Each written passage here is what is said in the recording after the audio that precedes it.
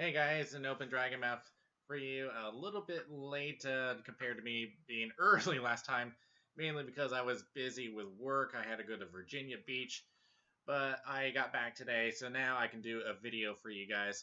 And um, when I was looking up for articles of um, what to give you guys, I've been seeing more of this alt-right, alt-furry stuff, especially with Charlottesville happening a few weeks ago.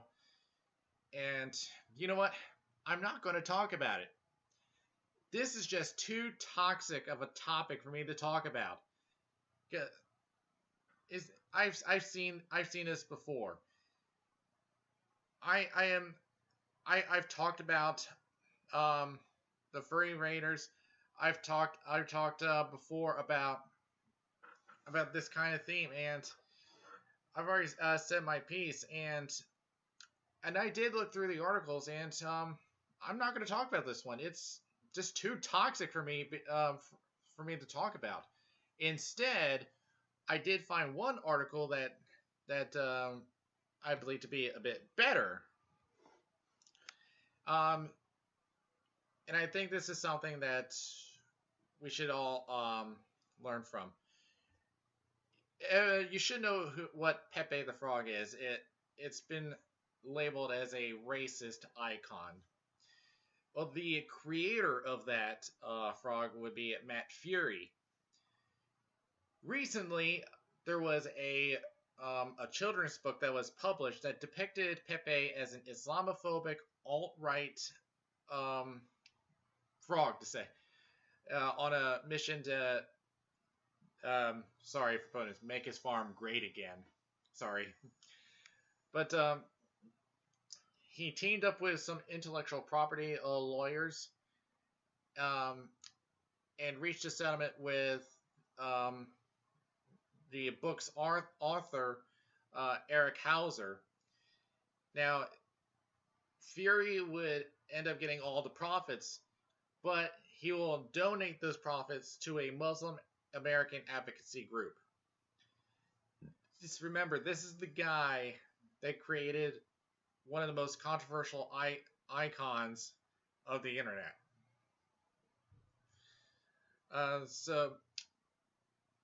But just to give you an idea, the profits that he did end up getting from it is just over $1,500. It's not much, but it's something that he can donate to help with Muslim Americans.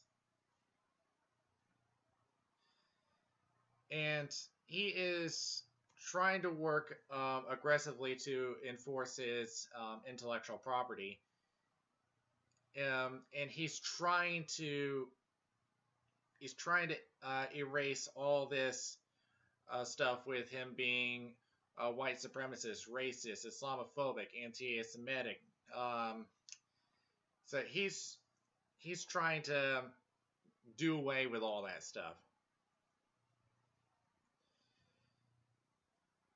Now here is some interesting articles that came my way.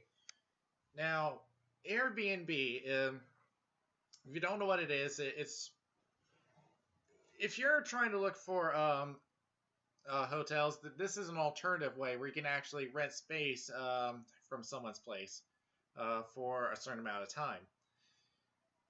What I happened to come across, this comes from Forbes.com. It's about the demand of it. Anthropon got mentioned in this. It's saying that each year Pittsburgh hosts Anthropon. During the summer, the amount of demand on Airbnb properties increases by 87%. That is a huge increase, but I'm wondering what the conversation is like with the people that actually own the place when they meet a furry. Another thing that came across to me comes from Metro.us.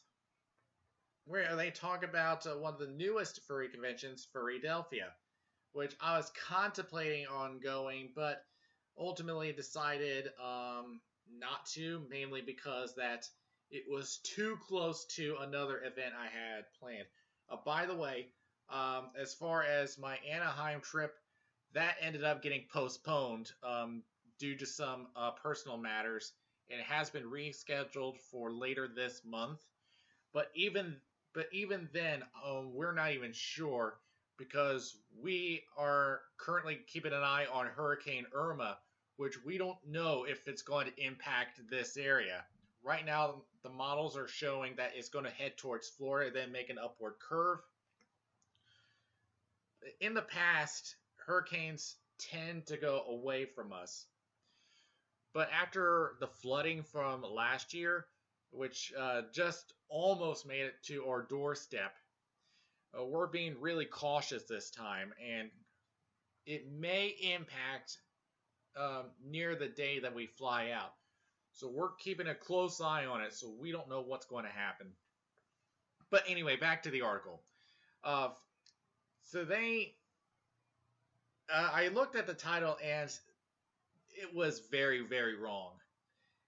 It was titled Furrydelphia Inside Philly's First Furries Convention.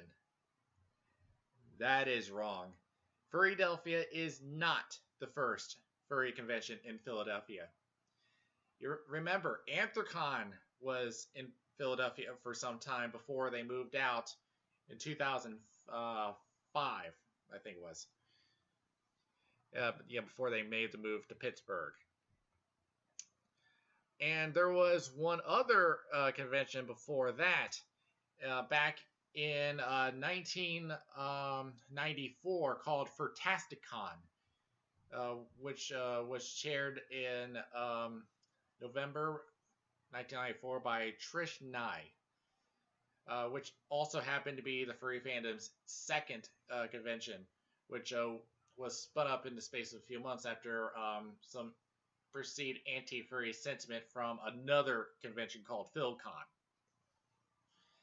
And then you also have First of Us, which drew 238 attendees, which was organized by Skippy Fox. And this was on short notice to replace New Year's Furry Ball. Let's see. And of course, I already mentioned Anthrocon. So yeah, Furrydelphia is not the first furry convention in Philadelphia. And from what I've heard, there was some disorganization, but that's pretty typical for a first try at a convention. It's not easy as they'll learn, but they will improve as they go on. That's pretty much the goal of every convention every year, is to try and make it better each time. So even though it may not have been very smooth at Furrydelphia, I'm sure that they'll try to get things right the next time around. And speaking of one other event that I used to go to, MetFit Fur Meet, they've had some trouble this past weekend, mainly because of Hurricane Harvey, which it has devastated Houston. But this convention is located in Mississippi. But nonetheless, it was just too dangerous to fly over to the Memphis area, and they had to close Memphis Airport. So there was a lot of people that could not get to the con on Thursday. So yeah, I wonder how that's going to impact the numbers. I know that there were some furries that decided to cancel going to Memphis Fur Meet because of the hurricane. Either because they were impacted by the hurricane itself, or the roads were closed. They couldn't go. So, what else do we got here? Remember, I think it was last year where a bunch of furries had decided to tweet to Tony the Tiger. You remember that? Well, now non-furries are doing it now. As it seems that there's some other Twitter users that have decided to put in some risque tweets over to Tony the Tiger's Twitter page. So, um, sorry guys, we beat you to the punch there. And yes, this guy's account got suspended. Oh boy. I'm not sure what they're going to do about his Twitter page, seeing that he's been attracting quite a bit of attention, and not in the way that they expected.